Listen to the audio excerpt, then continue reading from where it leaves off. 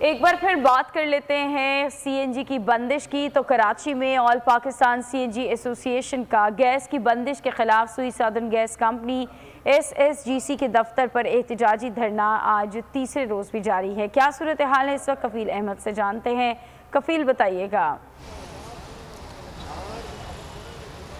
देखिए, धरने का तीसरा रोज़ है और इस वक्त भी अगर हम बात करें तो हेड ऑफिस के बाहर जो है वो इस वक्त तमाम जो लेबर है वो यहाँ मौजूद है और इस वक्त वो नाश्ता जो है वो कर रहे हैं। तमाम जो है वो कायदीन अब तक नहीं पहुँचे हैं, लेकिन इनका जो मुतालबा है, जो मेरी मजदूरों से बात हुई है, उनका यही कहना है कि जब तक स्टेशन से गैस फराहम नहीं की जाती और जो है वो मकामी गैस पे उनको मुंतकिल नहीं किया जाता, यहाँ से वो नहीं उठेंगे। इस वक्त जो लेबर के रहनुमा हैं मुबशिर, आप क्या कहना चाहेंगे? कल गवर्नर सिंध से मुलाकात भी हुई थी, क्या कहेंगे? जी, हम पुरुम्मीद हैं गवर्नर साहब से।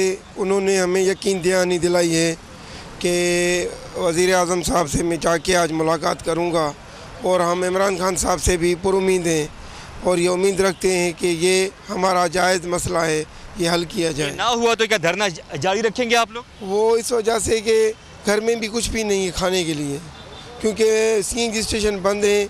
उसको आज 24वां दिन है।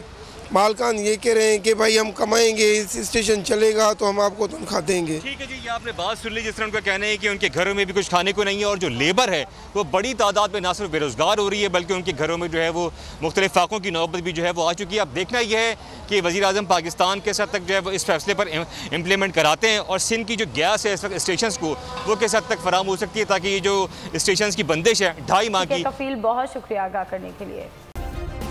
सब्सक्राइब करें और बेल दबाएं ताकि कोई खबर रह न जाए।